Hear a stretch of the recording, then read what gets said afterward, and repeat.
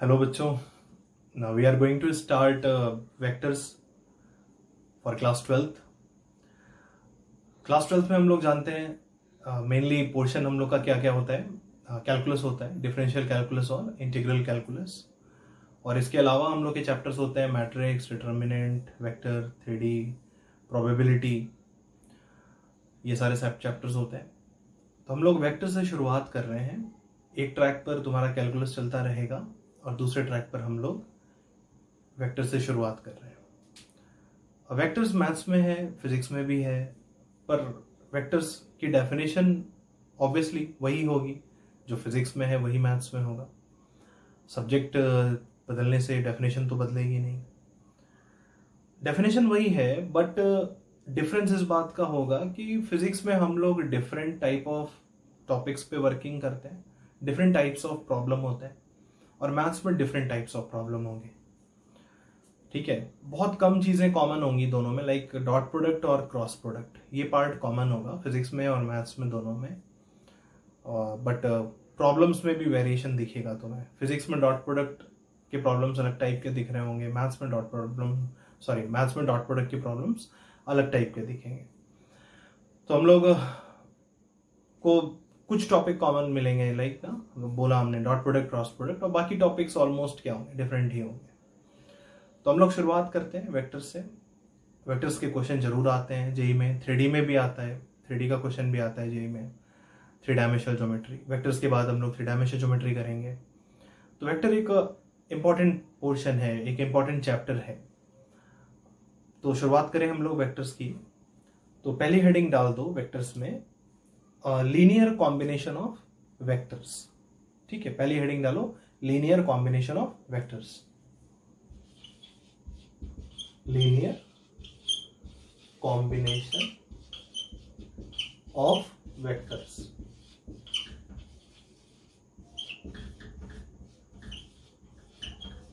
ठीक है, linear combination of vectors, इसका मतलब क्या होता है देखते हैं। लीनियर कॉम्बिनेशन ऑफ वेक्टर्स का मतलब क्या होता है। मान लो कोई वेक्टर आर है, ठीक है, कोई वेक्टर आर है और कुछ और वेक्टर्स हैं, vector A, vector B, vector C. मान लो ये 3 वेक्टर्स हैं। ठीक है, अभी इसके बाद हम जनरलाइज कर देंगे। एक वेक्टर आर है और 3 वेक्टर्स और हैं, वेक्टर ए, वेक्टर बी और vector C. Linear combination of vectors में हम लोग को करना क्या है, इसका मतलब क्या होता है। देखो, अगर हम वेक्टर आर को लिख सकें कैसे, कुछ स्केलर टाइम ये वेक्टर, मान लो स्केलर्स हम ले रहे हैं, वेक्टर ए के लिए x ले लेते हैं, वेक्टर बी के लिए स्केलर y ले लेते हैं, और वेक्टर सी के लिए स्केलर z ले लेते हैं। तो अगर हम ऐसा लिख सकें कि वेक्टर r बराबर x times vector a plus y times vector b plus z times vector c, ठीक है ना। हमें ये चारों वेक्टर पता है, ठीक है, वेक्टर r भी पता है, वेक्टर a भी पता है, वेक्टर b भी पता है, और वेक्टर c भी पता है, ठीक है। पर अगर हम ऐसे x, y और z को पा सकें जिसके लिए vector r is equal to हो सके x टाइम्स पहला वेक्टर प्लस y टाइम्स दूसरा वेक्टर प्लस z टाइम्स तीसरा वेक्टर, ठीक है ना, तब हम बोलते हैं कि vector r can be written as linear combination of vector a, vector b and vector c। मतलब अगर हमें किसी भी वेक्टर को as a linear combination of other vectors लिखना है, तो जिस वेक्टर को हम लिखना चाह रहे हैं as a linear combination of others, उस वेक्टर को हम पा सकें कैसे, सम स्केलर टाइम पहला vector plus some scalar time दूसरा vector plus some scalar time तीसरा वेक्टर, ठीक है। तो वही बात हम कह रहे हैं कि अगर हमें वेक्टर आर को as a linear combination of vector A, vector B और वेक्टर सी लिखना है, तो हर वेक्टर के करस्पॉन्डिंग हमें कुछ ऐसे स्केलर्स मिलने चाहिए। 3 वेक्टर्स हैं तो हमें 3 वेरिएबल्स लेने होंगे, 3 स्केलर वेरिएबल्स लेने होंगे कि वेक्टर आर को लिखा जा सके। कैसे कैसे? स्केलर टाइम पहला वेक्टर प्लस स्केलर टाइम दूसरा वेक्टर प्लस स्केलर टाइम तीसरा वेक्टर। बात समझ रहे हो? परेशान नहीं होना। अभी एग्जांपल लेते हैं, ठीक है ना? यहां बात समझ में आई कि अगर हम ऐसे स्केलर्स पा सकें एक्स वाई और जेड, ताकि उन स्केलर्स से जब हम वेक्टर्स को मल्टीप्लाई करके जोड़ें तो हमें ये वाला वेक्टर मिल जाए, तब हम बोल सकेंगे कि वेक्टर आर को रिप्रेजेंट किया जा सकता है as a linear combination of vector A, vector B and vector C. अगर एक्स वाई जेड का ऐसा कोई ट्रिपलेट पॉसिबल नहीं है जिसके लिए ये क्वांटिटी और वेक्टर आर बराबर हो रहा हो, ऐसा कोई ट्रिपलेट पॉसिबल नहीं है जिसके लिए ये दोनों साइड क्या हो सके, बराबर हो सके, तब हम बोलेंगे कि हम वेक्टर आर को as a linear combination of vector A, vector B और वेक्टर सी नहीं लिख सकते। सही है बात? फॉर एग्जाम्पल मान लो हमें vector 2i plus 3j plus 4k, इसको हम लिखना चाहते हैं आई कैप, जे कैप और के कैप के लीनियर कॉम्बिनेशन। ये वेक्टर आर का काम कर रहा है, ये एक वेक्टर है जो वेक्टर आर का काम कर रहा है। इसको हम 3 वेक्टर्स के लीनियर कॉम्बिनेशन में लिखना चाहते हैं। कौन कौन से वेक्टर्स के linear combination? I cap, J cap और के कैप। तो बताओ, अगर हम लिखें, हमें इसको किसके किसके फॉर्म में लिखना है? आई कैप, जे कैप और के कैप के लीनियर कॉम्बिनेशन में।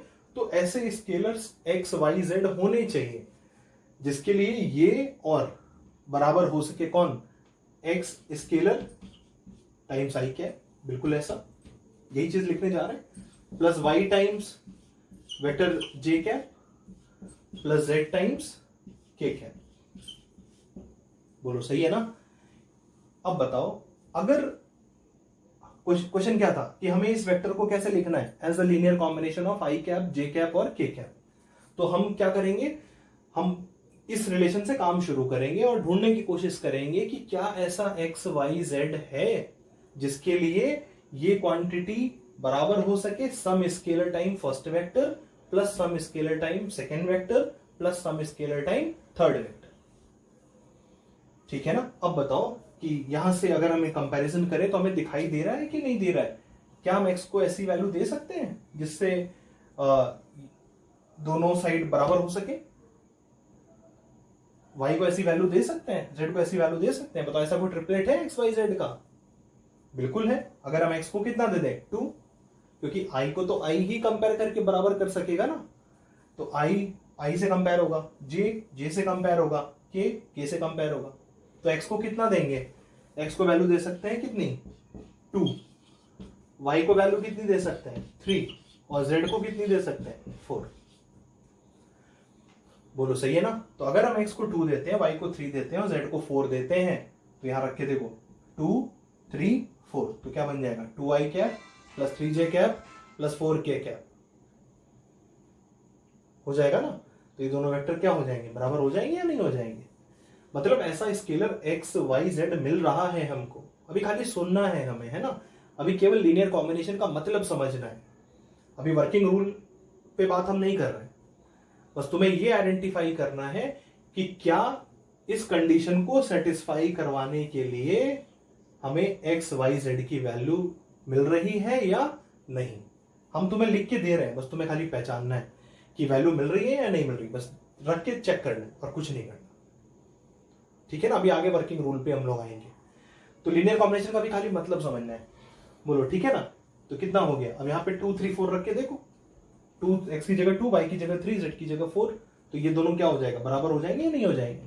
मतलब ऐसा ट्रिपलेट मिल रहा है x2, y3 और z4 का, जिसके लिए 2i plus 3j plus 4k की वैल्यू बराबर हो रही है किसके? Some scalar time first vector plus some scalar time second vector plus some scalar time third vector. ठीक है ना? मतलब ये कंडीशन क्या हो रही है? सेटिस्फाई हो रही है यहां पर इस क्वेश्चन के लिए। आर जहां पर कितना है 2i plus 3j plus 4k, और एक्स सॉरी एबीसी का काम कौन कर रहा है, आई कैप, जे कैप और के कैप। बोलो ठीक है। तो क्या बोला जाएगा यहां पे कि फाइनली वी विल से कि 2i plus 3j plus 4k can be represented as linear combination of I cap, J cap और के कैप। बोलो ठीक है, क्योंकि हमें स्केलर्स की वैल्यू मिल रही है। ठीक है, अब देखो इसके बाद अगर मान लो इसी वेक्टर को हमें लिखना हो, यही सेम वेक्टर ना, हम 2i plus 3j plus 4k ही ले रहे हैं, देखो, पर हम किसके फॉर्म में लिखना है उसको बदल रहे हैं। ठीक है, बस तुम्हें खाली चेक करना है, हम डायरेक्टली तुम्हें लिख के देंगे, तुम्हें बस चेक करना है। मान लो हम वेक्टर यही ले रहे हैं, कितना 2i cap plus 3j cap, ठीक है, 2i cap plus 3j cap plus 4k cap. ठीक है, हमें इसको लिखना है किसके किसके फॉर्म में, i प्लस जे, हमें इसको इन वेक्टर्स के फॉर्म में लिखना है, i प्लस जे एक वेक्टर, दूसरा हमें लिखना है j प्लस के, और तीसरा लिखना है k। हमें कोशिश करनी है, चेक करना है कि क्या हम इस वेक्टर को 2i cap plus 3j cap plus 4k cap को लिख सकते हैं as a linear combination of i plus J plus K और k। ये हमें चेक करना है। तो अगर ये वेक्टर इन तीन के लीनियर कॉम्बिनेशन में लिखा जा सकेगा तो ऐसे स्केलर्स, इसके लिए x, इसके लिए y, इसके लिए z होंगे, जिससे कि ये वेक्टर बराबर होगा x times I cap plus J cap, ठीक है, plus y times J cap plus K cap, y times J cap plus K cap, और प्लस कितना z टाइम्स के कैप। बोलो ठीक है ना, हमें इस वेक्टर को 2i plus 3j plus 4k को लिखना था किसके टर्म्स में, किसके लीनियर कॉम्बिनेशन में, आई cap plus J cap plus K cap और क्या के कैप, इसके लीनियर कॉम्बिनेशन के फॉर्म में लिखना था। तो अगर ऐसा पॉसिबल होगा कि ये वेक्टर इन तीन के लीनियर कॉम्बिनेशन में लिखा जा सके तो there must be scalars X Y Z, अभी जो पीछे हमने बात की थी वेक्टर आर वाली, कि vector R must be equal to X A vector plus Y B vector plus Z C vector. तो ऑब्वियसली ये वेक्टर किसका काम कर रहा है, आर का। आर को हमें एज ए लीनियर कॉम्बिनेशन लिखना है, वेक्टर ए का काम ये कर रहा है, वेक्टर बी का काम ये कर रहा है, वेक्टर सी का काम ये कर रहा है। तो अगर ये पॉसिबल होगा एज ए लीनियर कॉम्बिनेशन लिखा जा सके तो this must be equal to X times पहला वेक्टर प्लस वाई टाइम्स दूसरा वेक्टर प्लस जेड टाइम्स तीसरा वेक्टर। ठीक है, अब देखो कि क्या ऐसे स्केलर्स, ऑब्वियसली अगर लीनियर कॉम्बिनेशन में पॉसिबल होगा तो एक्स वाई जेड की कुछ स्केलर वैल्यू आनी चाहिए जिसको यहां रखने पर ये चीज जनरेट हो जाए। ठीक है ना, तुम्हें फाइंड नहीं करना है, तुम्हें बस हम डायरेक्ट वैल्यू बता रहे, तुम्हें बस रख के चेक करना है कि क्या उस एक्स वाई और जेड को रखने पर ये वेक्टर जनरेट हो रहा है या नहीं हो रहा है।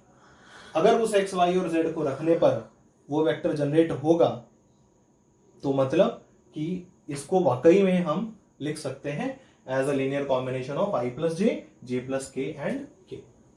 ठीक है, अब देखो वो वैल्यूज क्या क्या है, वो वैल्यूज हम बताते हैं। एक्स को ले लो 2, है ना, put X is equal to 2। ठीक, तो एक्स की जगह यहां पे हम 2 रख के देखते हैं, is equal to 2 times I cap plus J cap. ठीक है, अब y को ले लो 1, ठीक है, x की जगह 2 डाल रहे हैं, y की जगह 1 दे रहे हैं, plus 1 times J cap plus K cap. ठीक है, और हम दे रहे हैं कितना हो जाएगा, आपके z की जगह दे दो कितना, सॉरी z की जगह दे दो 3, z की जगह 3 दे दो, तो प्लस 3 टाइम्स के कैप। अब बताओ, इसको इवेलुएट करो तो थोड़ा, यहां से सारे आई इकट्ठे करो, 2i कैप, बस यहां तो कहीं है नहीं आई कैप, तो 2i कैप आएगा सिर्फ आरएचएस से। एलएचएस में कितना आई कैप है? 2i cap. जे कैप देखो तो 2j cap plus J cap कितना? 3j cap. 3j कैप है। अब के कैप देखते हैं। के कैप यहां से कितना? 1 और यहां से कितना? 3। 1 और 3 कितना? 4, यानी 4k कैप। 4k कैप सही है ना। मतलब x2 y1 और z3 के लिए ये क्वांटिटी सिंप्लीफाई होके क्या बन रही है? ये बन रही है।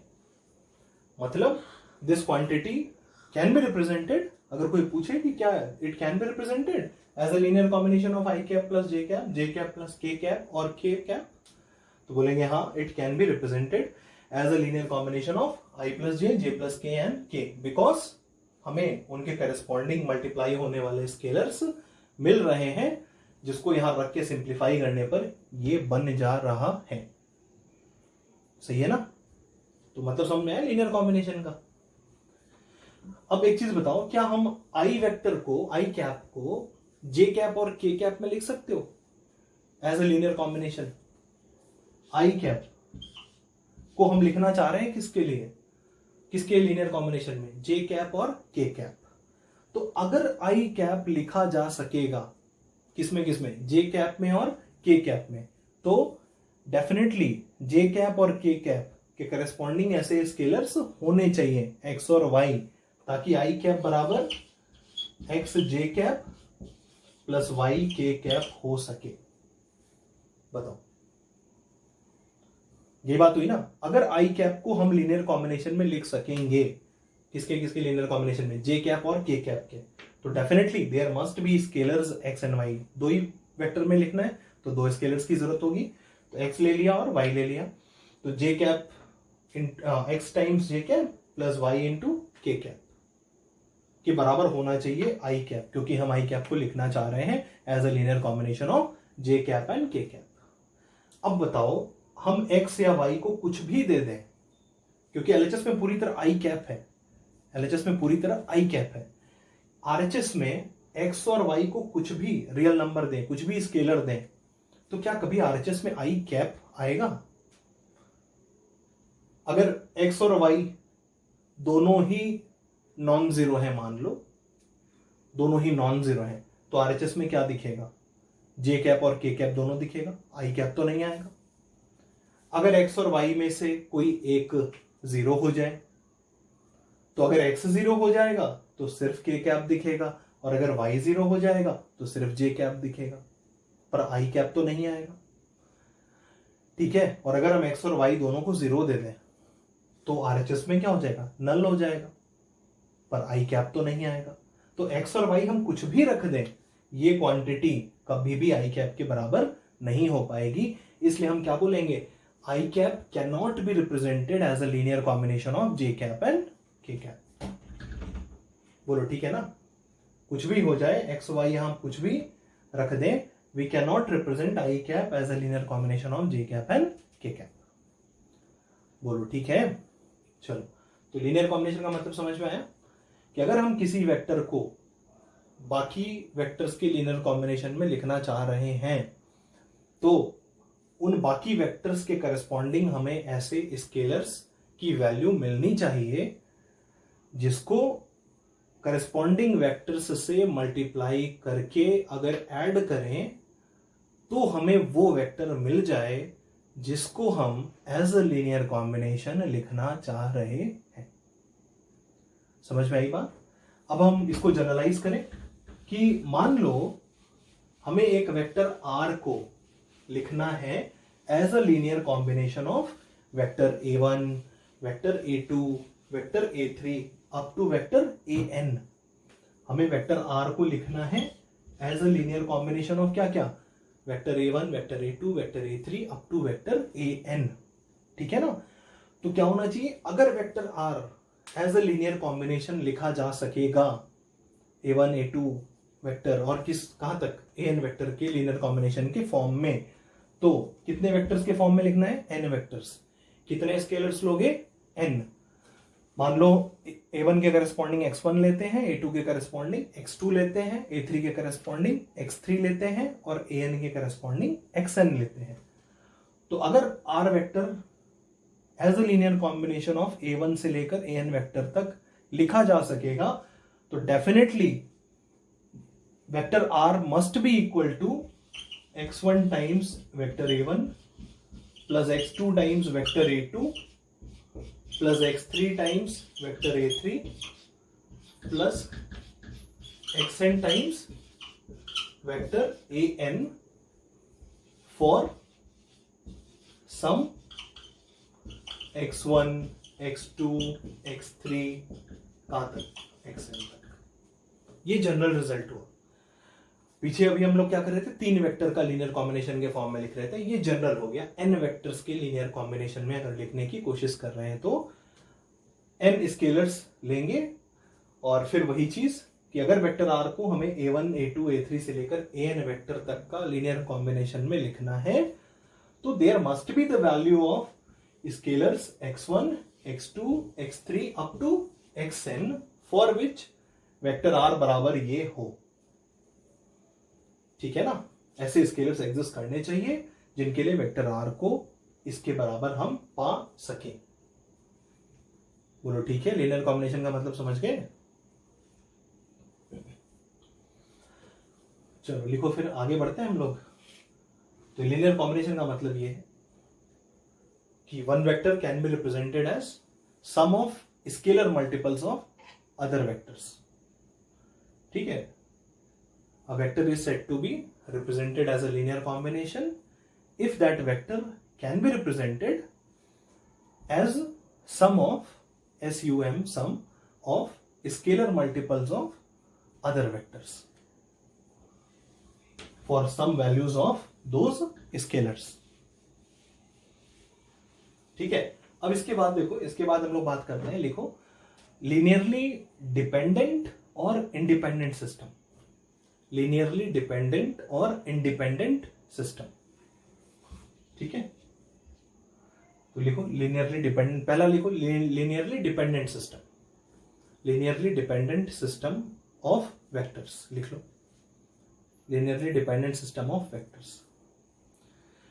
इसमें लिखो थ्योरेटिकली इसमें क्या होगा कि system of vectors is said to be linearly dependent.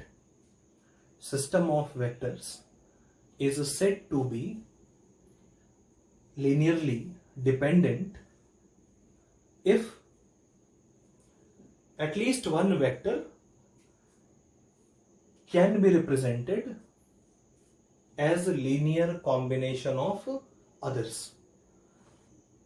कितने ही वेक्टर्स हों, अगर उन वेक्टर्स के सिस्टम को हमें पहचानना है कि लीनियरली डिपेंडेंट है कि नहीं, तो लीनियरली डिपेंडेंट थ्योरेटिकली तब होगा जब आउट ऑफ दोज वेक्टर्स कम से कम एक वेक्टर ऐसा जरूर होगा जिसको हम लिख सकेंगे as a linear combination of others.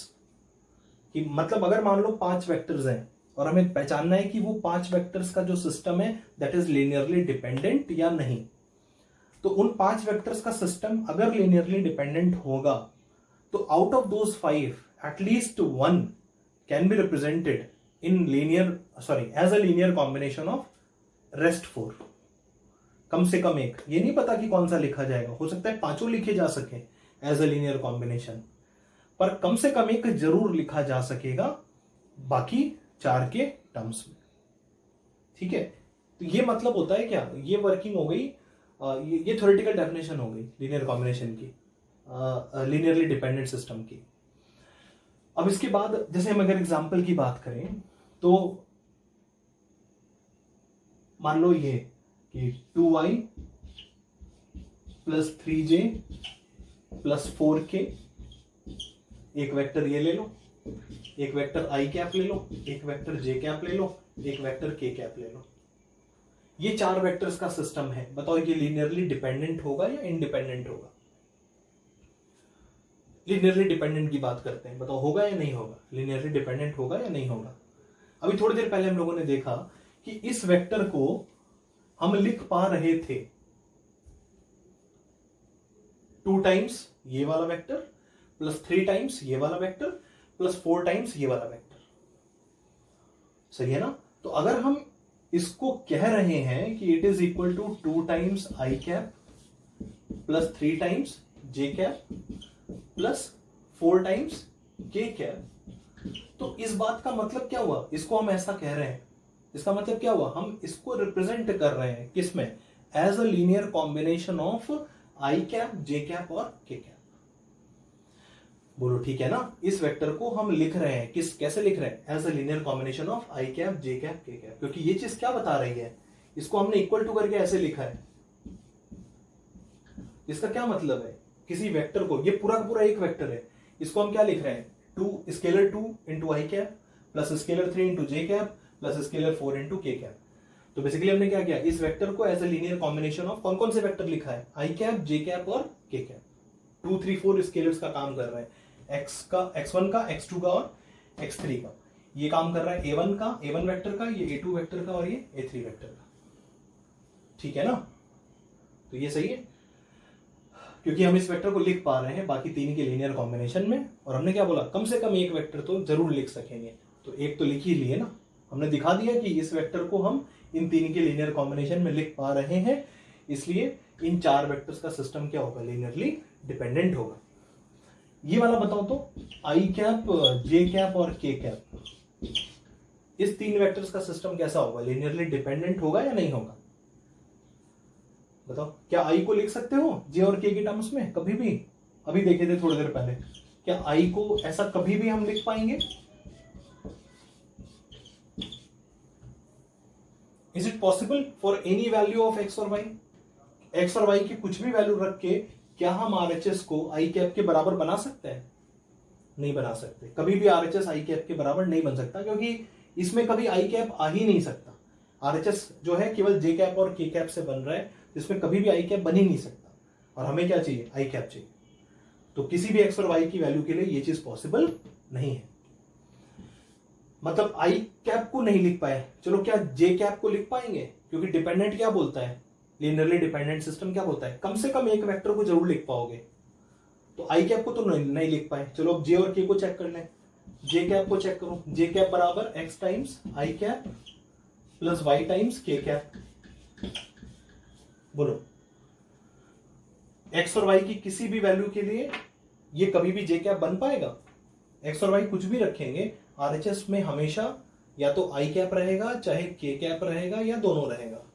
पर कभी भी ये चीज जे कैप में कन्वर्ट नहीं हो पाएगी, जबकि हमें क्या चाहिए? जे कैप चाहिए। मतलब हम किसी भी एक्स और वाई के लिए इस रिलेशन को ट्रू नहीं करा पाएंगे। मतलब J cap can not be represented as a linear combination of I cap and K cap.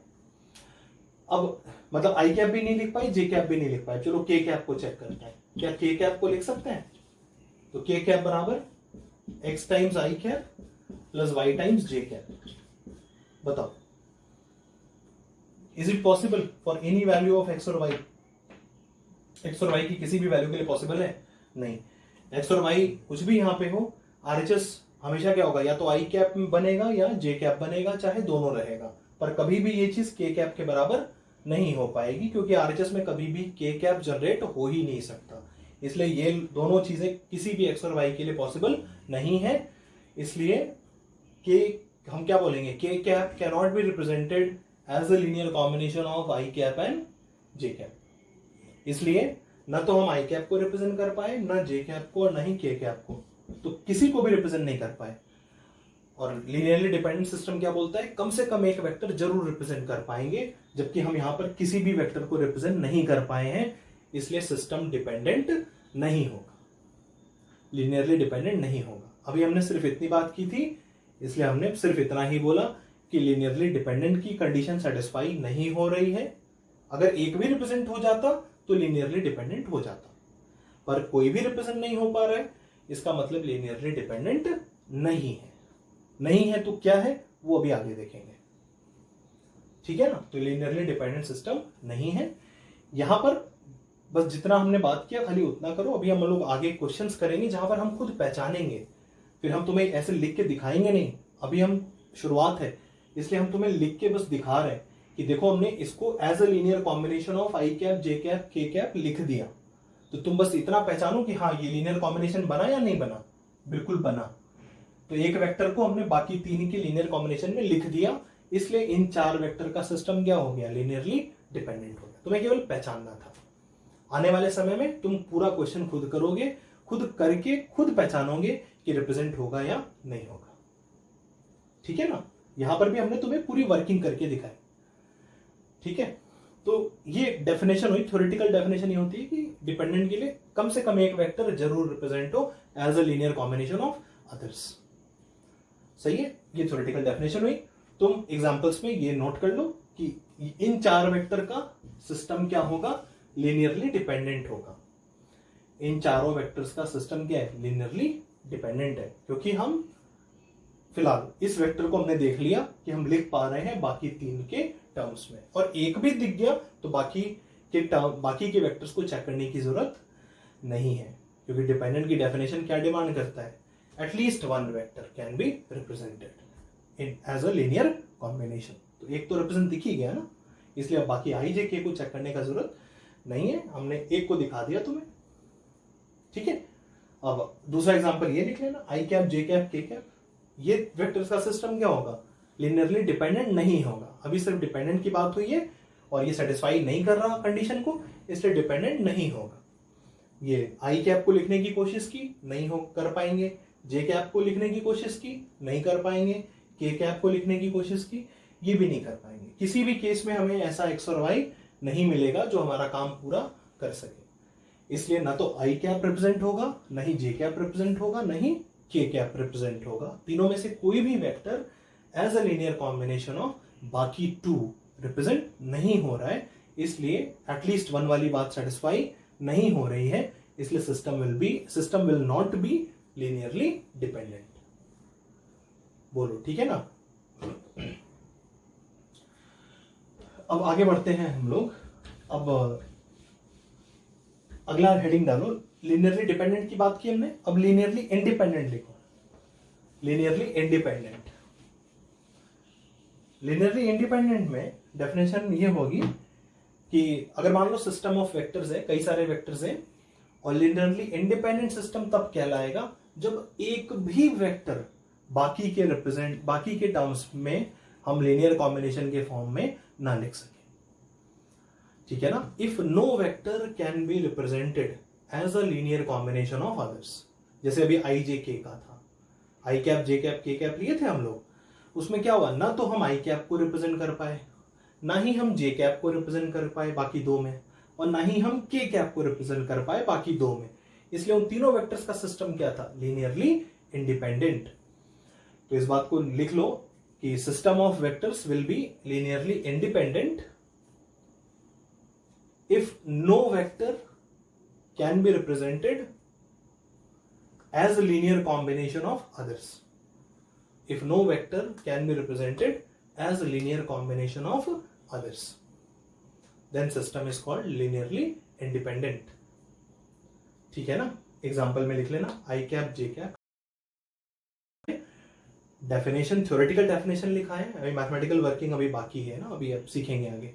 तो हमने तुम्हें अभी सिर्फ थ्योरेटिकल डेफिनेशन बताई लीनियर कॉम्बिनेशन से रिलेट करते हुए कि डिपेंडेंट का क्या मतलब है और इंडिपेंडेंट का क्या मतलब है, और हमने तुम्हें दोनों के लिए हमने एक एक एग्जांपल दे दिया।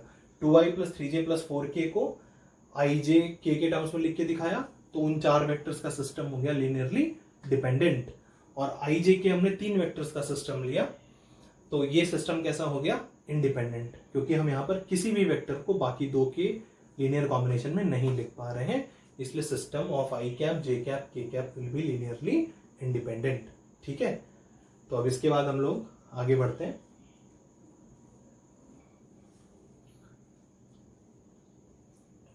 तो अभी तक हम लोगों ने बात किया कि लीनियरली डिपेंडेंट सिस्टम और इंडिपेंडेंट सिस्टम का थ्योरेटिकल मीनिंग क्या होता है ना। अब हम लोग आगे बढ़ते हैं वर्किंग रूल पे। तो लिखो, वर्किंग रूल लिखो कि मैथमेटिकल वर्किंग क्या होगी, to identify whether the system is linearly dependent और इंडिपेंडेंट। क्योंकि डिपेंडेंट और इंडिपेंडेंट के लिए हमने जो थ्योरेटिकल मीनिंग बोली, क्या हम एक एक वेक्टर को लिखकर देखेंगे।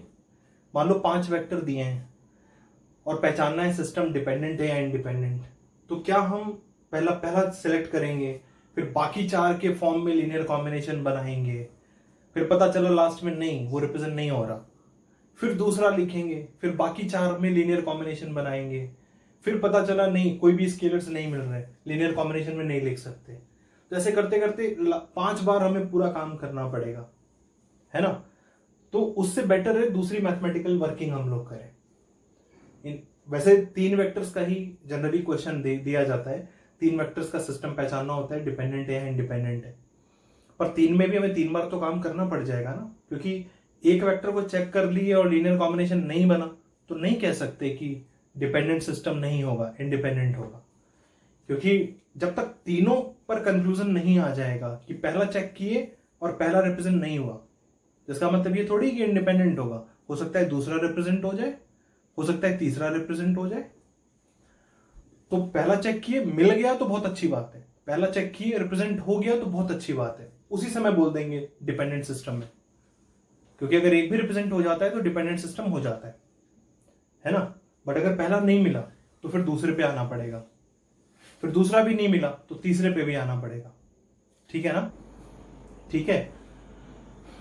तो इसलिए एक मैथमेटिकल वर्किंग होनी चाहिए। वो वर्किंग देखो क्या है, मान लो हमें कुछ वेक्टर्स दिए हैं, n वेक्टर्स हैं, a1 vector, a2 vector, a3 vector, a4 vector, till कहां तक, an वेक्टर तक। और हमें पहचानना है कि इस वेक्टर का, इन वेक्टर्स का सिस्टम डिपेंडेंट है या इंडिपेंडेंट। तो हमें करना क्या है, मैथमेटिकल वर्किंग में हमें क्या करना है, जितने वेक्टर्स हैं उतने स्केलर्स सेलेक्ट कर लो, उतने स्केलर के लिए वेरिएबल्स ले लो। तो मान लो हम वेरिएबल्स n वेक्टर्स हैं, n वेरिएबल स्केलर्स लेंगे, उनकी वैल्यू हमें बाद में निकालनी होगी, प्रोसेस देखो। तो x1 x2 ले लेते हैं, x3 ले लेते हैं, टिल कहां तक, xn तक ले लेते हैं, और एक इक्वेशन लिखनी होगी। x1 a1 vector plus x2 a2 vector plus x3 a3 vector till कहां तक, xn an vector is equal to null vector. सही है, ये इक्वेशन लिखेंगे। वेक्टर्स दिया है, हमें अभी पता नहीं है डिपेंडेंट सिस्टम होगा या इंडिपेंडेंट सिस्टम होगा, ये लाइन लिखनी है। अभी हमको यहां लिखने के बाद भी नहीं पता है कि डिपेंडेंट सिस्टम है या इंडिपेंडेंट सिस्टम है। ये काम हर क्वेश्चन में करना है जब भी हमें डिपेंडेंट सिस्टम पहचानना है या इंडिपेंडेंट सिस्टम पहचानना है। तो ये एक इक्वेशन बनाएंगे। अब सुनो, अगर ये इक्वेशन, अब इसके बाद का काम होगा क्या हमारा, इसके बाद का काम होगा इन स्केलर्स की वैल्यू का पता लगाना। इन स्केलर्स की वैल्यू का क्या लगाना, पता लगाना। अगर ये इक्वेशन, ये पूरी की पूरी इक्वेशन सिर्फ x1 is equal to x2 is equal to x3 is equal to xn is equal to 0, अगर ये इक्वेशन सिर्फ इस समय ट्रू है जब सारे के सारे स्केलर्स की वैल्यू क्या है, 0, बाकी किसी वैल्यूज ऑफ x1 से लेकर xn के लिए पॉसिबल नहीं है। सिर्फ कब पॉसिबल है, जब सारे के सारे x1 x2 x3 up to xn क्या हो, 0 हो। अगर सिर्फ ये तभी पॉसिबल है तो ये वेक्टर्स का जो सिस्टम होगा it will be linearly independent. सही है, ये वेक्टर्स का सिस्टम इंडिपेंडेंट कब होगा, जब हम इस इक्वेशन को बनाने के बाद, जब तक इस इक्वेशन को लिखेंगे हमें कुछ नहीं पता होगा कि सिस्टम डिपेंडेंट है या इंडिपेंडेंट। इस इक्वेशन को बनाने के बाद जब हम वेरिएबल्स की वैल्यू निकालना शुरू करेंगे, x1 की, x2 की, x3 की, अप टू कहां तक, xn की, और वो वैल्यूज निकल कर आएंगी सिर्फ और सिर्फ अगर क्या, ऑल x1 से लेकर xn तक 0, अगर सिर्फ इसी समय ये इक्वेशन पॉसिबल है तो ये ऑल वेक्टर्स का जो सिस्टम होगा that will be linearly independent. ठीक है, और अगर ऑल जीरोस के अलावा, ऑल जीरोस के अलावा हम क्यों बोल रहे हैं, क्योंकि ऑल जीरोस तो इसको देखो हर समय सेटिस्फाई करेगा। मान लो a1 a2 a3 an का सिस्टम अगर डिपेंडेंट भी है तो क्या अगर हम x1 को 0 देंगे तो ये खत्म नहीं हो जाएगा, x2 को 0 देंगे तो क्या ये खत्म नहीं हो जाएगा। ये हर एक टर्म क्या होने वाला है इस केस में, हर एक टर्म जब हम सारे स्केलर्स को 0 देंगे तो हर एक टर्म खत्म हो जाएगा, 0 0 0 0 0, और सम फिर फाइनली क्या आएगा, यही नल वेक्टर ही तो आएगा, सारे नल बन जाएंगे तो क्या आएगा फाइनली, नल वेक्टर आएगा कि नहीं आएगा, आएगा। तो चाहे अभी हम a1 की जगह कुछ लिखे भी ना, ये कोई भी जनरल वेक्टर हो, तो भी ये x1 को अगर 0 देते ही ये क्या बन जाएगा, नल। x2 को 0 देते ही ये क्या बन जाएगा, नल। तो चाहे a1 a2 a3 up to an पता ही नहीं क्या वेक्टर होगा, अगर हम वेक्टर जानकारी भी न लें तो भी ये रिलेशन इस समय तो ट्रू होगा ही ना। पर ये रिलेशन जब सिर्फ इस समय ट्रू होगा तब क्या होगा, लीनियरली इंडिपेंडेंट होगा। और अगर इन ऑल जीरोस के अलावा भी इस इक्वेशन का क्या मिलेगा, हमें सॉल्यूशन मिलेगा, तो system will be linearly dependent. बोलो ठीक है। जैसे मान लो अभी हम आई cap J cap K cap, इसका सिस्टम तुम्हें क्या बताए थे, देखे थे ना थ्योरेटिकली, हमने क्या देखा था, हम आई कैप को ना तो जे और के में लिख सकते हैं, ना ही जे कैप को आई और के में लिख सकते हैं, ना ही के कैप को आई और जे में लिख सकते हैं। तो सिस्टम क्या आया था, लीनियरली इंडिपेंडेंट। चलो अब हम इस तरीके से अगर देखते हैं कि एन वेक्टर की जगह हमें 3 वेक्टर दिए हैं, आई कैप जे कैप और के कैप, तो वर्किंग ऐसी पहली लाइन तो यही होगी, 3 वेक्टर्स है, 3 वेरिएबल्स लेने, एन वेक्टर्स थे तो एन वेरिएबल्स लिए थे, एन स्केलर्स लिए थे, तो 3 वेक्टर के करस्पॉन्डिंग 3 स्केलर्स लोगे। वेक्टर्स कौन कौन से, आई cap J cap K cap. मान लो हम स्केलर्स ले रहे हैं एबीसी, तो ए टाइम्स आई कैप, चाहो तो x1 x2 x3 ले सकते हो, A I cap plus B J cap plus C K cap is equal to कितना, नल। बोलो ठीक है। अब बताओ, बचपन से फिजिक्स में जब से हम लोगों ने वेक्टर पढ़ना शुरू किया है तब से हम जानते हैं कि ऐसा वेक्टर नल कब होता है, ऐसा वेक्टर नल कब होता है, किसी भी वेक्टर को नल कब बोलते हैं, नल वेक्टर किसको बोलते हो, 0 आई कैप प्लस 0 जे कैप प्लस 0 के कैप। अगर 3 डायमेंशन में है तो I cap J cap K cap तीनों का कंपोनेंट क्या होना चाहिए, 0 होना चाहिए कि नहीं होना चाहिए। तो यहां से क्या रिजल्ट आएगा, इस रिलेशन को ट्रू होने के लिए ए की वैल्यू कितनी होगी, 0, बी की वैल्यू कितनी होगी, 0, और सी की वैल्यू भी कितनी होगी, 0। मतलब ये रिलेशन कब ट्रू हो रहा है, when all a b c are 0, otherwise it is not possible। ठीक है ना, otherwise it is not possible। ये सिर्फ और सिर्फ कब ट्रू हो रहा है, when all the scalars are 0। मतलब ये वाली बात हो रही है ना, ठीक है, तो ये वाली बात हो रही है और सिर्फ यही वाली बात हो रही है। क्योंकि सिर्फ यही वाली बात होने पर ही ये रिजल्ट ट्रू है, इसलिए सिस्टम इज लीनियरली इंडिपेंडेंट, क्योंकि इसके अलावा ये रिलेशन कभी भी ट्रू नहीं होगा। सही है, इसलिए वेक्टर्स का सिस्टम आई cap J cap K cap का सिस्टम क्या है, लीनियरली इंडिपेंडेंट। ठीक है ना। अब अगर मान लो आई कैप की जगह कुछ भी हम लिख देते, मान लो पी वेक्टर लिख देते, जे कैप की जगह क्यू वेक्टर लिख देते, और के कैप की जगह आर वेक्टर लिख देते, कोई भी general vectors, P vector Q vector और आर वेक्टर, तो हम पहचान नहीं पाते, क्योंकि ये चीज तो उसको भी क्या करती, सेटिस्फाई करती। पर इस बात का क्या पता चलेगा कि सिर्फ यही सेटिस्फाई करेगा, इसके अलावा दूसरा कोई सेटिस्फाई नहीं करेगा। तो केवल इसके सेटिस्फाई कर जाने से प्रूफ नहीं होता है कि डिपेंडेंट है या इंडिपेंडेंट है, ये तो हर सिस्टम को सेटिस्फाई करेगा, डिपेंडेंट को भी करेगा और इंडिपेंडेंट को भी। भले हमें वेक्टर पता ही ना हो, यहाँ पे वेक्टर कहाँ पता है, a1 वेक्टर क्या होगा, a2 वेक्टर क्या होगा, a3 वेक्टर क्या होगा, an वेक्टर क्या होगा, कुछ नहीं पता, पर सारे स्केलर 0 रख देंगे तो रिलेशन क्या हो जाएगा, ट्रू हो जाएगा। तो इससे ये थोड़ी पता चला डिपेंडेंट है कि इंडिपेंडेंट। जब हम ये पता लगा लेंगे कि सिर्फ ऑल 0 ही सेटिस्फाई कर रहा है तो कहेंगे लीनियरली इंडिपेंडेंट है। और जब ये पता लगा लेंगे कि ऑल जीरोस के साथ भी और सॉल्यूशंस मिल रहे हैं स्केलर्स के लिए जो कि इस रिलेशन को क्या करें, सेटिस्फाई, तब कहेंगे linearly dependent. All zeros only linearly independent, all zeros के अलावा दूसरे सॉल्यूशंस भी हैं तो लीनियरली डिपेंडेंट। ठीक है ना। तो ये बात हुई हम लोगों की। ये वर्किंग रूल में ये लिख लोगे कि if this equation is satisfied only for all scalar 0 then linearly independent, and if apart from all zeros other values of scalars also exist to satisfy the relation then system is called linearly dependent. ये working rule है, ठीक है ना, समझ गए dependent और independent का। चलो फिर आगे बढ़े। देखो अब आगे हम लोग क्या करते हैं, हम लोग आगे क्वेश्चंस लिखते हैं कि 3 वेक्टर्स दिए होंगे और बिल्कुल अब इसी वर्किंग रूल को फॉलो करके ही हम लोग को क्वेश्चन करना है। 3 वेक्टर्स दिए होंगे, हमें पहचानना होगा कि वेक्टर्स का सिस्टम डिपेंडेंट है या इंडिपेंडेंट है, ठीक है। मान लो वेक्टर्स हम लेते हैं आई cap plus J cap plus K cap, एक वेक्टर ये हो गया।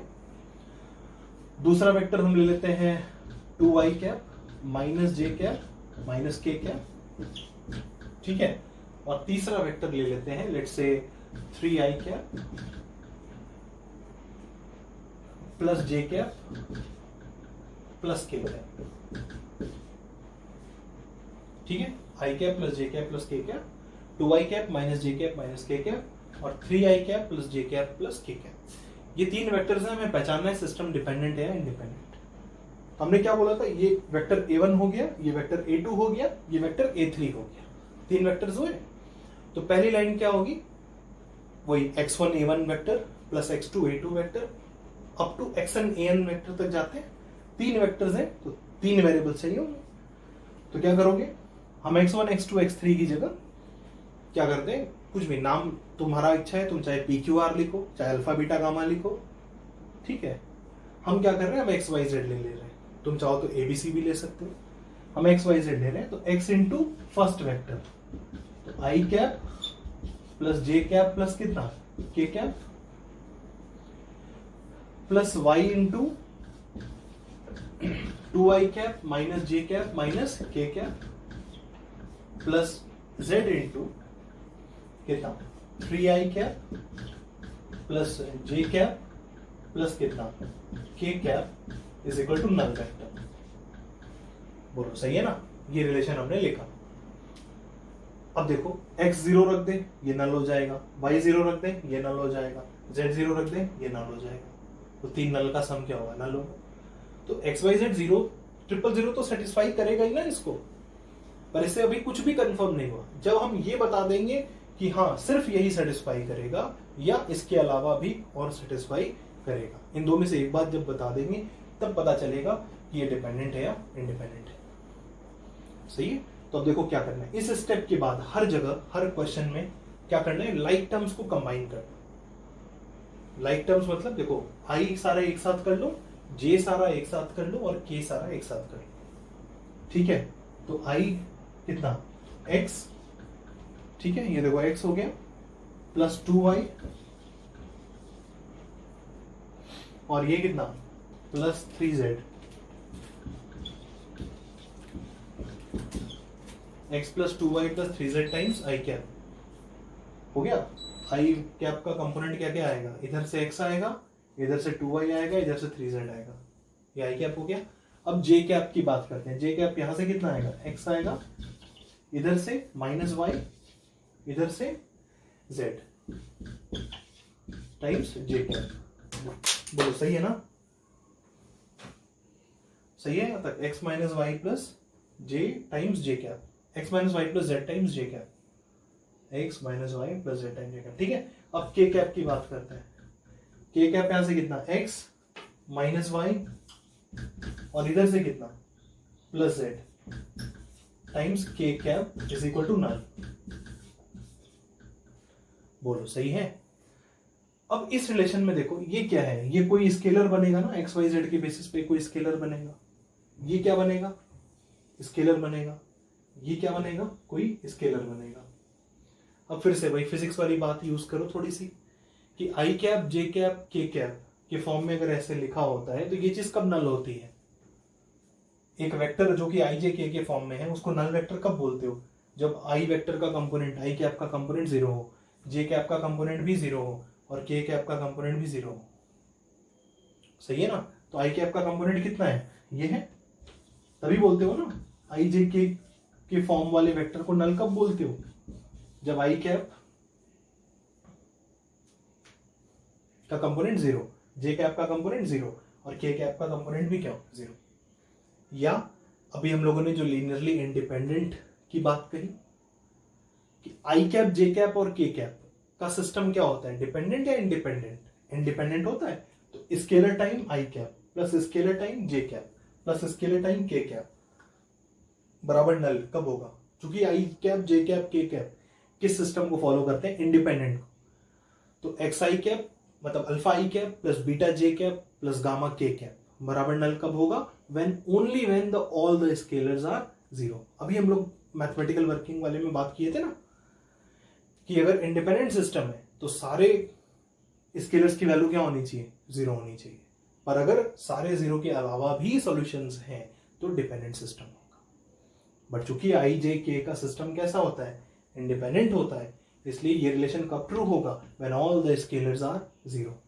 वैसे भी कह सकते हो, या अपना फिजिक्स बचपन से हम लोग पढ़ रहे हैं, मतलब क्लास 11 से हम लोग फिजिक्स, जब से हम लोग वेक्टर की जानकारी हुई है तब से हमने एक आई जे के से बनने वाले वेक्टर को नल्स कई बार किया है। और कब नल होता है? जब आई का कंपोनेंट भी जीरो हो, जे का कंपोनेंट भी जीरो हो। जे का कंपोनेंट क्या बनेगा? एक्स माइनस वाई कितना plus Z is equal to zero. और तीसरा क्या? एक्स, ठीक है, तो X minus Y plus Z is equal to zero. बोलो सही है। अब बेसिकली हमें करना क्या है? इन तीन इक्वेशंस को सॉल्व करना है। तो एक तरह से तीन इक्वेशन का है, ये दोनों इक्वेशन तो क्या हो गई? सेम हो गई ना, ठीक है। तो ये दोनों तो सेम हो गई, जब भी ये जीरो होगा ये जीरो हो ही जाएगा। तो बेसिकली हमें कितनी इक्वेशंस को सॉल्व करना है? दो को। तो चलो दो को कर लेते हैं सॉल्व, ठीक है, दो को सॉल्व कर लेते हैं। अब बताओ एक चीज, ये क्वेश्चन तो और ज्यादा ही सिंपल ही हो गया। अननोन्स कितने हैं? तीन। इक्वेशंस कितनी है? दो। एक्चुअल में इक्वेशंस है कितनी? दो ना। अब एक ही इक्वेशन यहां तो दो बार मिल गई हमको, तो बेसिकली ये दो इक्वेशन क्या है? एक ही तो है। तो एक इक्वेशन एक्स वाई, एक रिलेशन एक्स वाई जेड का ये हो गया, एक रिलेशन ऊपर हो गया। तो एक्स वाई जेड के रिलेशन कितने हो गए? दो। और अननोन्स कितने हैं? तीन। इक्वेशन कम है, अननोन ज्यादा है। इक्वेशन कम है और अननोन ज्यादा है। तो नंबर ऑफ सॉल्यूशंस कितने होंगे? इनफाइनाइट होंगे या नहीं? अब मान लो x प्लस वाई बराबर 1 होता, कोई एक इक्वेशन दी हमने x प्लस वाई बराबर 1, तो x प्लस वाई बराबर 1 में वेरिएबल्स कितने हैं? दो। इक्वेशन कितनी है? एक। तो x प्लस वाई बराबर 1 के कितने सॉल्यूशंस होंगे? इनफाइनाइट होंगे कि नहीं होंगे? तो इक्वेशन कम है, वेरिएबल्स ज्यादा है, number of solutions will be infinite. इसलिए इन दोनों इक्वेशंस के सॉल्यूशन क्या होंगे? इनफाइनाइट होंगे। और ये दोनों सेटिस्फाई होगी तो तीसरी तो होगी, क्योंकि ये दोनों इक्वेशंस क्या है? सेम है ना। ये दोनों तो सेम है, ठीक है। एक तो इस बेसिस पे हम लोग कर सकते हैं, या दूसरा क्या कर सकते हैं? चलो मान लो सॉल्व करते हैं कि लेट से हम z को k मान लेते हैं, ठीक है, क्योंकि आने वाले समय में यही काम करेंगे कि किसी दो को सॉल्व करेंगे। यहां पे क्या हो गया? बाई कोइंसिडेंस हो गया, हमने लिखा और डेटा ऐसा हो गया कि दो इक्वेशन क्या बन गई? सेम बन गई, ठीक है। तो यहां पर तो हम क्वेश्चन और आसान ही हो गया था कि यार एक्चुअल में इक्वेशंस कितनी है? डिस्टिंक्ट इक्वेशंस कितनी है? दो है। और वेरिएबल्स कितने हैं? तीन है। इक्वेशन कम है, वेरिएबल ज्यादा है, तो number of solutions will be infinite कह सकते थे। तो इनफाइनाइट सॉल्यूशंस का मतलब 000 तो दिख ही रहे। 000 तो देखो, रख के देखो ना, हर इक्वेशन में x0 y0 z0 वो तो सेटिस्फाई करेगा ही। पर इनफाइनाइट सॉल्यूशंस बोल रहा है मतलब 000 के अलावा भी तो होगा, और 000 के अलावा हो गया मतलब सिस्टम इज डिपेंडेंट। अगर सिर्फ 000 होता तो सिस्टम क्या होता? इंडिपेंडेंट होता, ठीक है ना। अब देखो, मान लो कि जब अगला क्वेश्चन करेंगे उस समय काम आएगा, वो प्रोसेस हम यहां पर भी अप्लाई कर सकते हैं। मान लो ये तीनों इक्वेशंस अलग अलग बनती, ठीक है ना, मान लेते हैं ये तीनों इक्वेशंस अलग अलग होती, तीनों डिफरेंट इक्वेशंस होती, तो हम क्या करते? वही काम हम यहां पर भी अप्लाई कर सकते हैं। तो हम किसी दो इक्वेशंस को सॉल्व करते, ठीक है। मान लो तीनों इक्वेशंस अलग अलग हैं, तो हम क्या करते? किसी दो इक्वेशन को सॉल्व करते। मान लो हम इन दोनों को सॉल्व कर रहे हैं, ठीक है। उसके लिए क्या करो? किसी एक वेरिएबल को k मान लो, किसी एक वेरिएबल को k। तुम्हारी इच्छा है, तुम चाहे x को k मानो, चाहे y को k मानो, चाहे z को k मानो। तो हम मान लेते हैं let's say z is equal to k, ठीक है। ये दो इक्वेशंस क्या बन जाएगी? हम इन दोनों को सॉल्व करके x और y भी निकालेंगे किसके टर्म्स में? k के टर्म्स में। तो ये इक्वेशन क्या बन जाएगी, पहली वाली बन जाएगी x plus 2y is equal to -3k, और दूसरी वाली बन जाएगी x minus Y is equal to -k। बोलो ठीक है ना। अब क्या कर दो, x है, सब्ट्रैक्शन का फायदा मिलेगा, घटा दो x में से x, तो x कट जाएगा, 2y और माइनस वाई प्लस वाई कितना हो गया 3y is equal to -3k minus of minus K यानी प्लस के, तो -3k प्लस के कितना -2k। इसका मतलब यहां से क्या मिला, y is equal to -2k/3। सही है, y की वैल्यू कितनी आ गई -2k/3 आ गई।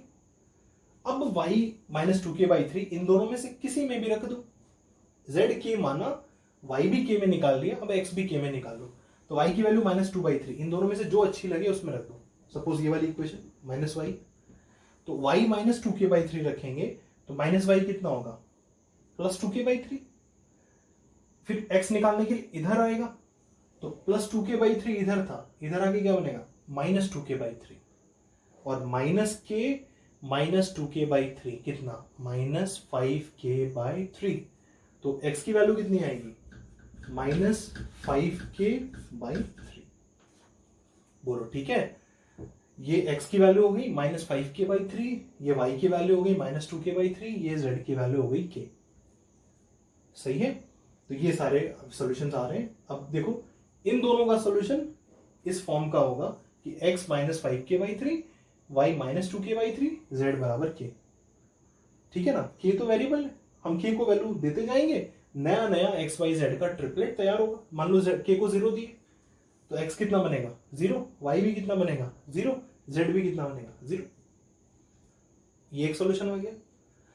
k को मान लो 3 देते हैं, थोड़ा कैलकुलेशन आसान करने के लिए हम 3 लिए ताकि 3 कट जाए, बाकी हम k को कोई भी रियल नंबर दे सकते हैं।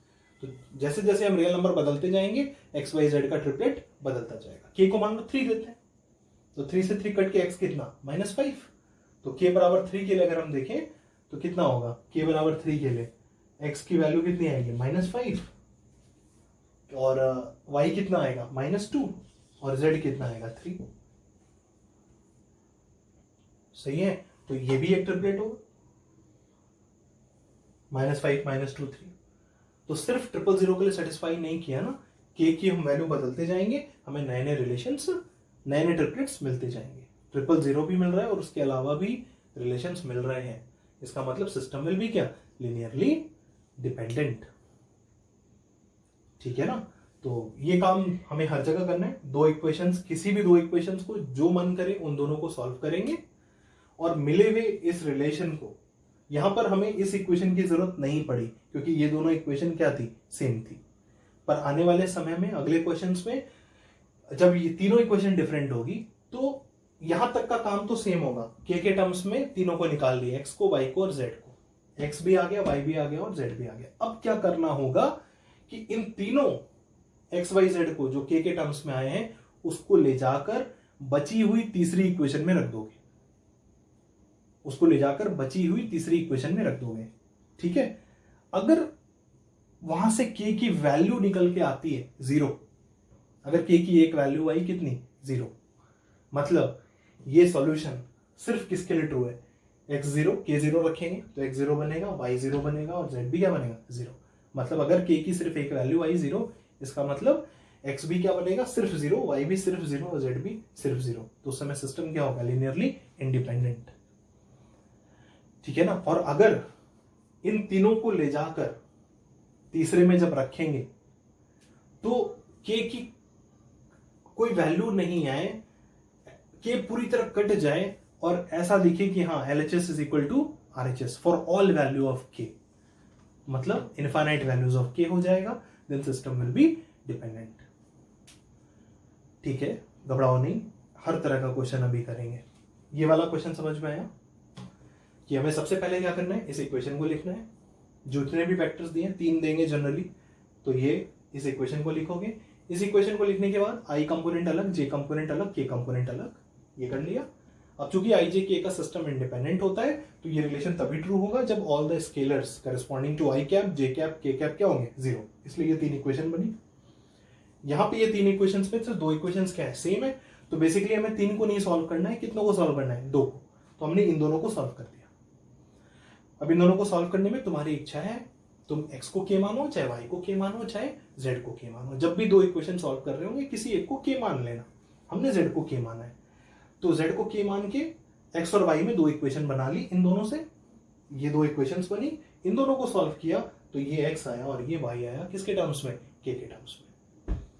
तो फाइनली x की वैल्यू भी k पे डिपेंड कर रही है, y की वैल्यू भी k पे डिपेंड कर रही है, z की वैल्यू भी k पर डिपेंड कर रही है। अब k जैसे जैसे बदलते जाएंगे बनने वाला हर ट्रिपलेट इन दोनों को क्या करेगा, सेटिस्फाई। तो इनफाइनाइट ट्रिपलेट्स बनेंगे जो इन दोनों को सेटिस्फाई करेंगे। और एक्चुअल में ये दोनों इक्वेशंस क्या है, सेम है। तो जो इन दोनों को सेटिस्फाई करेगा हम क्या बोलेंगे, हर ट्रिपलेट ने इन तीनों को सेटिस्फाई किया। इसका मतलब इनफाइनाइट सॉल्यूशंस है जो इन तीनों को सेटिस्फाई कर रहे हैं, इसलिए system will be linearly dependent. ठीक है ना। सिर्फ 000 ही सेटिस्फाई नहीं करेगा, 000 तो सिर्फ k बराबर 0 के लिए मिलेगा, पर जबकि यहां पर k की हम बहुत सारी वैल्यूज के लिए देखेंगे। हर एक ट्रिपलेट का ये फॉर्म, x को ये देंगे, y को ये और z को ये, और k बदलते जाओ। हर नए ट्रिपलेट्स इन दोनों को सेटिस्फाई करेंगे, मतलब इन तीनों को सेटिस्फाई करेंगे। इसका मतलब system will be linearly dependent. ठीक है, चलो बढ़े आगे। तो अगला क्वेश्चन लिखते हैं। अगले क्वेश्चन में हम थोड़ा सा वेरिएशन इसी को कर देते हैं। i प्लस जे प्लस के है, 2i प्लस जे minus 2i plus J plus के कर लेते हैं, और थर्ड वेक्टर हम कर देते हैं 3i प्लस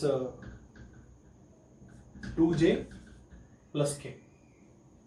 चलो ये तीन वेक्टर्स हैं, आई cap plus J cap plus K cap, 2i cap plus J cap plus K cap और 3i cap plus 2j cap plus K cap. अब पहचानो इन तीनों वेक्टर्स का सिस्टम क्या होगा, लीनियरली डिपेंडेंट होगा या इंडिपेंडेंट होगा। करो, जब हो जाए तो स्क्रीन वापस प्ले कर देना। तो ये तीन वेक्टर्स हैं, तो हम तीन स्केलर्स ले लेते हैं, x, y और z। I cap plus J cap plus K cap plus y times 2i cap plus J cap plus K cap और plus z times 3i cap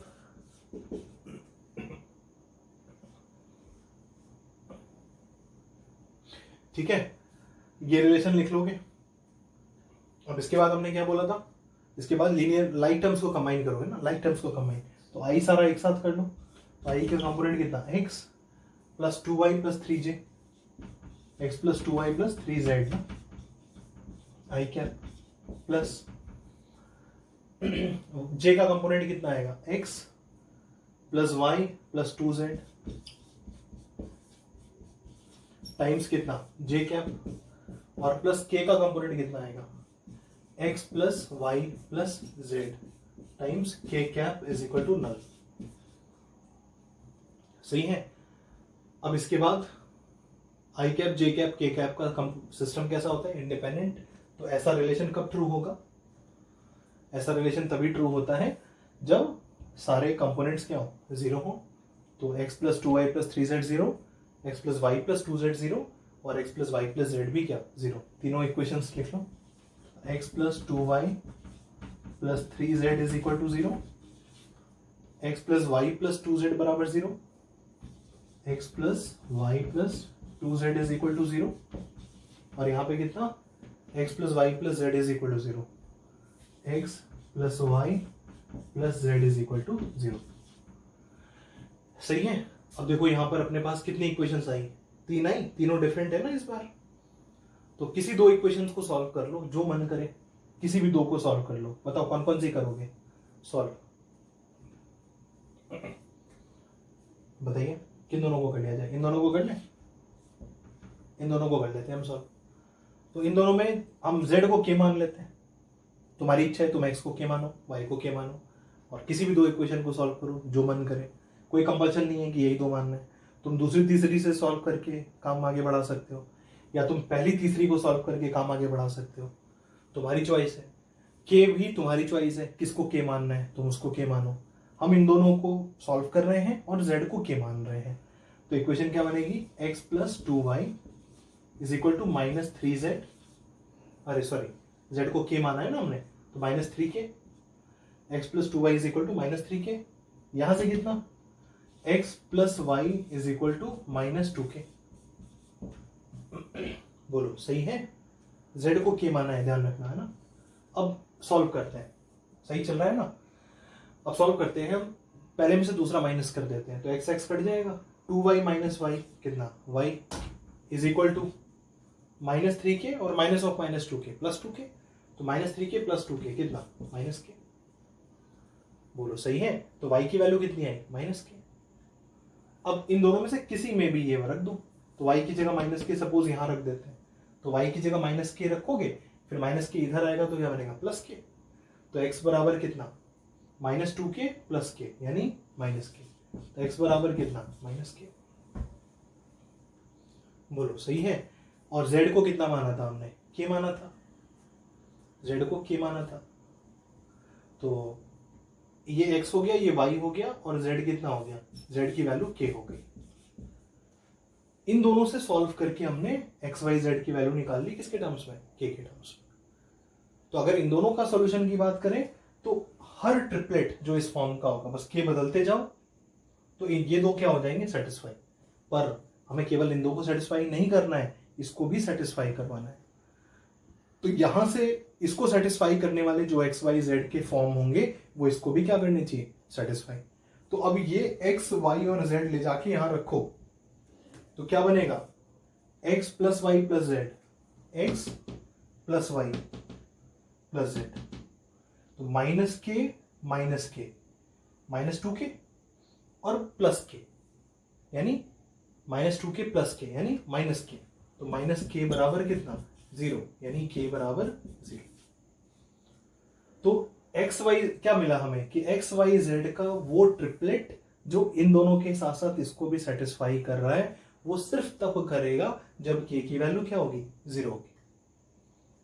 और अगर हम इस k की वैल्यू को अब इस ट्रिपलेट पे रखेंगे, जो ट्रिपलेट इन तीनों को सेटिस्फाई कर रहा था, जो इन दोनों को सेटिस्फाई कर रहा था, हमें k की वैल्यू 0 क्यों दिया है, क्योंकि इसी ट्रिपलेट का वो केस है k बराबर 0 के लिए जो थर्ड इक्वेशन को भी क्या कर रहा है, सेटिस्फाई कर रहा है। अब k बराबर 0 रखो तो ये भी 0, ये भी 0, ये भी 0, मतलब ये तीनों इक्वेशन कब सेटिस्फाई हो रही है, when all x y z are 0। मतलब इन तीनों इक्वेशंस का सॉल्यूशन क्या है, ओनली 000। मतलब x को भी 0 होना पड़ेगा सिर्फ, y को भी 0 होना पड़ेगा सिर्फ, और z को भी 0 होना पड़ेगा सिर्फ। तो इन तीनों को सेटिस्फाई होना मतलब इसको सेटिस्फाई होना, इसको सेटिस्फाई होना मतलब इसको सेटिस्फाई होना, और इसका सेटिस्फाई होना कब मिल रहा है हमें, जब x भी 0 है, y भी 0 है और z भी 0 है। तो जब ये तीनों 0 हैं तभी ये इक्वेशन सेटिस्फाई हो रही है। इसका मतलब system will be linearly independent. ठीक है ना। कोई दिक्कत हो तो बताना, पूछ सकते हो, कोई भी दिक्कत हो तो। बढ़े आगे, चलो फिर आगे बढ़ते हैं हम लोग। अगला क्वेश्चन लिखो, फिर से पहचानो डिपेंडेंट सिस्टम होगा या इंडिपेंडेंट। आई cap plus J cap minus K cap, 2i cap plus 2j cap plus 3k cap और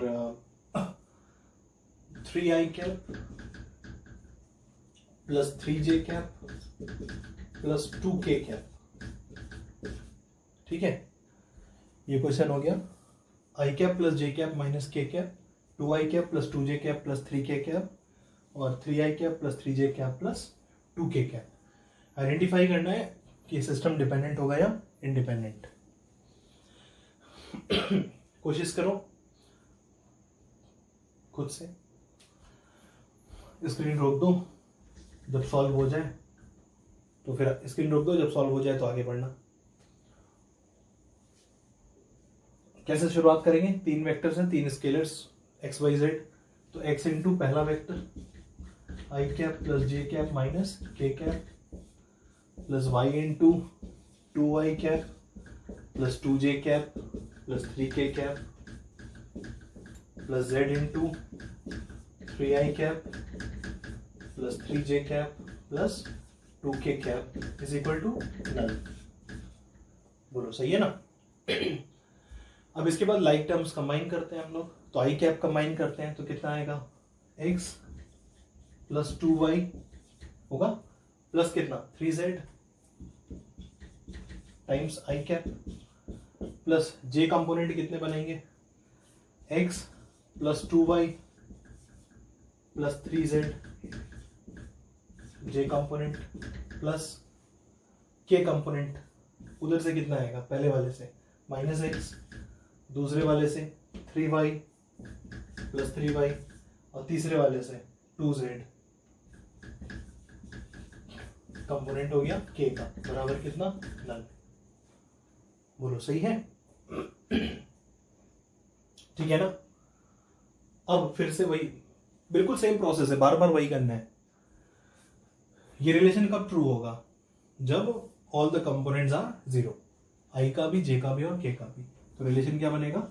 x plus 2y plus 3z is equal to 0। J का कंपोनेंट कितना आएगा? x plus 2y। देखो फिर से दोनों इक्वेशन क्या हो गई? सेम हो गई, दो इक्वेशन सेम हो गई। तो x प्लस 2y प्लस कितना 3z इज इक्वल टू 0। और इसके बाद थर्ड कितना? Minus x plus 3y plus 2z is equal to 0। बोलो ठीक है? x plus 2y plus 3z 0, x plus 2y plus 3z 0, minus x plus 3y plus 2z 0। ये 3 equations हो गए। अब इन 3 इक्वेशंस का हमें सॉल्यूशन निकालना है। तो बेसिकली ये दो तो क्या है? सेम ही है ना, ये दो तो सेम है। तो किसी इन दो में से किसी एक को ले लो, बात तो वही है। तो सपोज हम इन दोनों को कंबाइन कर लेते हैं, इन दोनों को। अब इन दोनों को सॉल्व कर लो। z को हम k मान लेते हैं, तुम्हारी जो इच्छा हो उसको k मानना। तो हम मान लो इन दोनों में z को k मानते हैं, इन दोनों में। तो पहली इक्वेशन में दिखेगी x plus 2y is equal to minus 3k। ठीक है, डायरेक्टली भी बोल सकते हैं और अगर प्रॉपर तरीके से करना है तो ऐसे z बराबर कितना k लिए हैं, तो x प्लस 2y बराबर माइनस 3k होगा। ये वाली क्या बनेगी? Minus x plus 3y is equal to minus 2k। सही है? अब इन दोनों को x x कट जाएगा, जोड़ दिया जाए तो फायदा मिलेगा। तो क्या मिलेगा? x x जोड़ते हैं तो 5y is equal to minus 5k, यानी y बराबर कितना? Minus k। z हमने k माना, y ये मिला है, ये y मिल गया। ठीक है, z हमने क्या माना था? z हमने माना था k, तो z is equal to k माने थे, ये y मिला है। अब इस y को इन दोनों में से किसी एक में रख दो। तो सपोज यहां पे रख देते हैं, तो y की जगह माइनस के, तो 2 इंटू माइनस के कितना होगा? Minus 2k। इधर आगे क्या हो गया? Plus 2k। तो 2k minus 3k will be minus k। तो x की वैल्यू कितनी आई? Minus k। बोलो सही है? तो अब x की वैल्यू माइनस k आई, मतलब ये इस फॉर्म का x, y और z इन दोनों इक्वेशंस को क्या करेगा? सेटिस्फाई। तो इन दोनों को सेटिस्फाई करेगा, मतलब तीनों को सेटिस्फाई करेगा, क्योंकि ये दोनों इक्वेशंस तो सेम ही है। तो जो इन दोनों का सॉल्यूशन होगा वो इन तीनों का सॉल्यूशन होगा। और सॉल्यूशन, इसका मतलब तीनों को सेटिस्फाई करने वाले सॉल्यूशंस इस फॉर्म के होने चाहिए, x ये, y ये और z ये। k बदलते जाओ, k तो वेरिएबल है, k की कोई वैल्यू तो है नहीं, k तो फिक्स हुआ नहीं, तो k बदलते जाओ, नए नए ट्रिपलेट्स बनते जाएंगे। All of them will satisfy all the 3। चाहो तो रख के चेक कर लो। पहली इक्वेशन क्या है? x plus 2y। तो वहां पहले इस वाले में देखो, यहाँ वाले में x की जगह रखो कितना? माइनस k, तो ये क्या बनेगा? Minus k। 2y कितना? माइनस 2k हो जाएगा। तो minus k minus 2k minus 3k। Plus 3z यानी 3k। तो -3k प्लस 3k कितना 0, कट गया। k कुछ भी रख दो, -3k प्लस 3k मिलके क्या हो जाएगा 0 हो जाएगा। मतलब for all values of k ये ट्रू है। इसी तरह ये -x कितना होगा, k होगा, 3y -3k हो जाएगा, y है तो 3y कितना -3k। तो k और -3k कितना -2k, z की जगह k तो कितना 2k, तो -2k प्लस 2k कितना 0। तो इन दोनों को सेटिस्फाई करने वाला ऐसा जो ट्रिपलेट बनेगा for all values of k, इन दोनों को क्या करेगा सेटिस्फाई, मतलब इन तीनों को क्या करेगा सेटिस्फाई। तो क्या सिर्फ 000 सॉल्यूशन है या 000 से ज्यादा भी सॉल्यूशन है? k सिर्फ 0 नहीं है ना, ऑल वैल्यूज ऑफ k कुछ भी दे सकते हैं, 0 के अलावा और भी बहुत सारे नंबर्स है, सभी दे सकते हैं। इसलिए along with all 0 other solution also exist। इसका मतलब ये रिलेशन सिर्फ all 0 x y z के लिए ट्रू नहीं है, उसके अलावा भी ट्रू है। So system will B linearly dependent. ठीक है,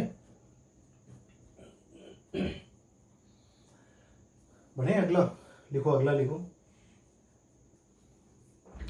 अगला क्वेश्चन लिखा गया,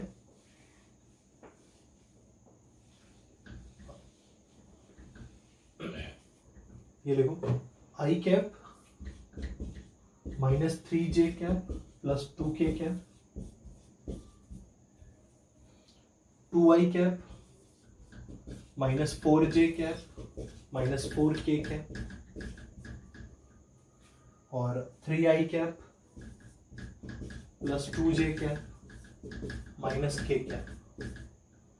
इन तीनों वेक्टर्स का सिस्टम पहचानो, डिपेंडेंट है इंडिपेंडेंट।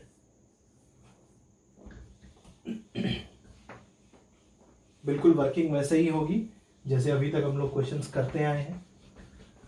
ठीक है, तो जल्दी से करके बताओ, जल्दी से करके कंक्लूड करो कि ये डिपेंडेंट सिस्टम होगा या इंडिपेंडेंट। वर्किंग बिल्कुल सेम होगी, स्क्रीन रोक के कर सकते हो, है ना। स्क्रीन पॉज कर लो और फिर करो जल्दी से। तो x into i -3j plus 2k plus y bracket में 2i -4j -4k plus z 3i plus 2j -k is equal to null. बोलो सही है ना।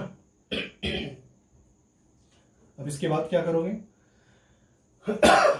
जितने लाइक टर्म्स हैं उनको कंबाइन करोगे। तो आई कैप सारे जगह से इकट्ठे कर लो, तो क्या क्या बनेगा, x प्लस यहां से कितना 2y और यहां से 3z, तो x plus 2y plus 3z times I cap plus j का कंपोनेंट कितना होगा -3x, यहां से -4y, यहां से 2z, तो plus 2z times j cap, और k का कंपोनेंट उधर से 2x, इधर से -4y और इधर से -z times k cap is equal to null. बोलो सही है ना। अब इसके बाद वही i j k के कंपोनेंट्स सारे 0 होंगे तभी ये ट्रू हो पाएगा।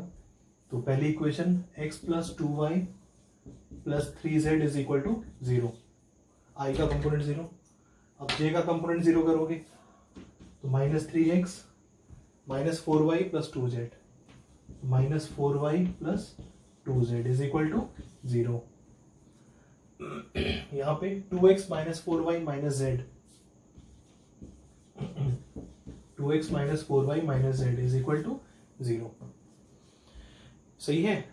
अब किसी दो इक्वेशंस को सॉल्व कर लो, जो मन करे उन दोनों को, थोड़ा समय भी बचे ऐसा काम करना। अब हम यहाँ पे कहेंगे कि इन दोनों को कंबाइन करो, 4y का फायदा मिल जाएगा सब्ट्रैक्शन का। तो हम इन दोनों को सॉल्व कर रहे हैं फिर से z को k मानते हुए। तो पहली इक्वेशन बनेगी, पहली इक्वेशन में ये बनेगी -3x -4y is equal to कितना -2k। z को k माना है हमने, इन दोनों को सॉल्व कर रहे हैं और z को k माना है। तो -3x -4y बराबर -2k। यहाँ पे क्या मिलेगा 2x -4y is equal to k। ठीक है ना। अब सॉल्व करो इन दोनों को, क्या करने का फायदा मिलेगा सब्ट्रैक्शन का। 4y कट जाएगा, तो -3x - 2x कितना, -5x, -4y + 4y कट जाएगा, -2 के -k बराबर कितना, -3k, तो x बराबर कितना, 3k/5, ये x की वैल्यू आई। सही है, x की ये वैल्यू आएगी 3k/5। अब देखो इसके बाद क्या करो, इस x को अब पुट कर दो किसी में भी, इन दोनों में से किसी एक में पुट कर दो। किस में पुट करोगे, जो मन करे, जहां मन करे वहां पुट करो। तो सपोज हम दूसरे वाले में पुट कर देते हैं, तो दूसरे वाले में पुट करेंगे तो क्या बनेगा, ये बनेगा 2x, 2x का मतलब 6k/5 -k = 4y। बोलो यार सही है ना, 4y को इधर ले आए, k को उधर ले गए, तो 2x ही हो गया, 2 × 3k/5 6k/5 हो गया, -k = 4y ये हो गया। तो यहां से y कितना आ गया, ये इसमें से सब्ट्रैक्ट करो, कितना बचेगा, k/5 और बाई 4 यानी k/20, ये आ रहा है y का वैल्यू, y की वैल्यू आ रही है k/20, x की वैल्यू आई है 3k/5, और z की वैल्यू कितनी आई थी, z की वैल्यू आई थी कितनी, z की वैल्यू हम लेके चले थे ना, एज्यूम किया था हमने, z कितना एज्यूम किया था, k एज्यूम किया था। अब इन तीनों को कौन सी इक्वेशन बची, इन दोनों के सॉल्यूशन तो आ गए, इन दोनों के सॉल्यूशन को भी इसमें ले जाके रखो, क्योंकि हमें क्या करना है, थर्ड भी सेटिस्फाई करवानी है ना, तीसरी भी तो सेटिस्फाई करानी है, तो उसमें ले जाके रखो इन दोनों के सॉल्यूशंस को।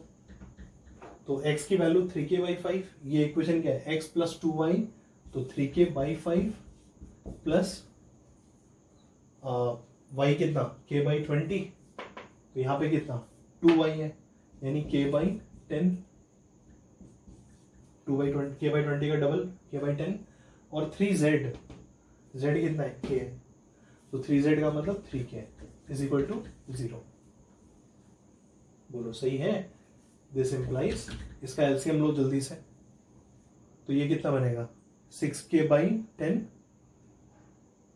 यानी +1 करेंगे, 1/10 तो कितना हो गया, 7/10 हो गया, 7k/10, और 30k/10, तो 7 और 30 कितना, 37k/10 = 0। इट मीन्स k बराबर कितना, 0, कितना आया, 0 आया। अब मतलब ये तीनों इक्वेशंस, ये दोनों तो इस x y z के ऑल वैल्यूज के लिए ट्रू था, के कुछ भी बस के बदलते जाओ, x y z इस फॉर्म का होना चाहिए, तो ये दोनों इक्वेशन क्या थे, ट्रू थे। पर इसको भी ट्रू होना हमें करवाना था, तो फिर इस x y z को जब ले जाके इसमें रखे, तो k की एक वैल्यू निकल के आई कि ये इक्वेशन भी इस फॉर्म के x y z पे तभी ट्रू होगी जब k की वैल्यू सिर्फ क्या हो, 0, और k जब 0 हम इस फॉर्म पे रख दे रहे हैं, तो x क्या बनेगा, 0, y क्या बनेगा, 0, z क्या बनेगा, 0। तो तीनों वेरिएबल्स क्या बन रहे हैं, 0 बन रहे हैं। इसका मतलब all the three equations are only true when all the variables are 0। इसका मतलब सिस्टम इज लिनियरली इंडिपेंडेंट, ठीक है ना।